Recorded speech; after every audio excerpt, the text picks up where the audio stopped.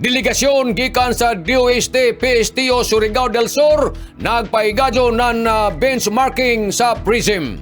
Dini sa kagamhanan sa Dakbayan o lalawigan sa Surigao del Norte, nagpadadyon ang pagpaligon sa siyensya, teknolohiya, sanan inobasyon sa Caraga human madawat sa Provincial Information and Communication Technology Office kon PICTO ang benchmarking delegation gikan sa DOST PSTO Surigao del Sur, sanan mga representante sa Provincial Government of Surigao del Sur, sanan sa Surigao del Norte Provincial Research, Innovation and Science Museum kon PRISM niadtong Hulyo 24 nining tuiga. Ang pagbisita nagpamatuod sa pagpadako na pagkilaya sa PRISM isip isa ka modelo na local innovation sa non-public engagement, isa ka ihimplo kung tag-uno paggamit ang teknolohiya sa non-siyensya para mapalambo ang serbisyo sa non-kahibayo sa komunidad. Tagpanguyuhan ni Engineer Ramel A. Sanchez, ang Provincial Director ng DOST PSTO Surigao del Sur, iba ni Engineer Carter O. Ronquillo, Senior Science Research Specialist, and the delegasyon na misusi sa mga programa, operasyon sa innovation strategy sa PRISM. Kaibansab sa pagbisita sila ni Mr. Andro Patrimonio, ang Provincial IT Head, sanan si Miss Caridad Ronquillo gikan sa Provincial Tourism Office sa Surigao del Sur, sanan si Mr. Eugene Batiao at Chief of Staff sa Office of the First District Representative Honorable Romeo S. Momo Sr. Tagsugdan ang kaliyukan pinaagi sa welcome program na tagpanguyuhan ni PICTO Head sanan PRISM Manager Grisela Imante,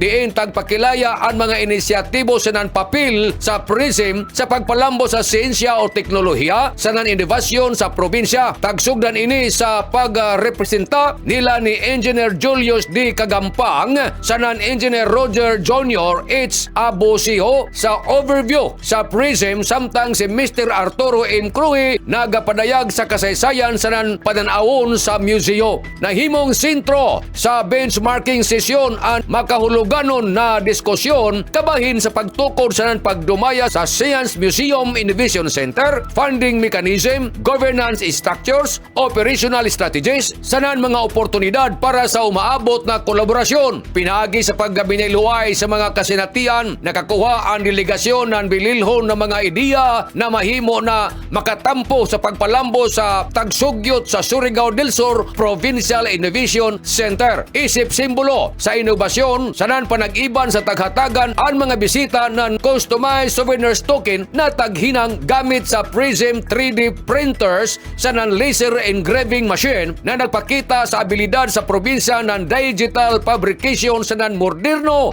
na teknolohiya. Ini ang milestone nagpakita sa ligo na suporta ni Governor Lyndon Barbers para sa digital transformation, research sa non-science education. Pinaagi sa PRISM, tagpakita sa Surigao del Norte na ang inobasyon. Isa ini kakusog sa pagbago, pagkaton sa pagpalambo sa mas maalamon na kaugmaon. Nenukad, gikan diri sa Kapitolyo, ini si Marek Sinners, Marcon Sim Vlogs, Mario Conales Simurlan mulaong salamat, maradyaw na adlaw, natong tanan.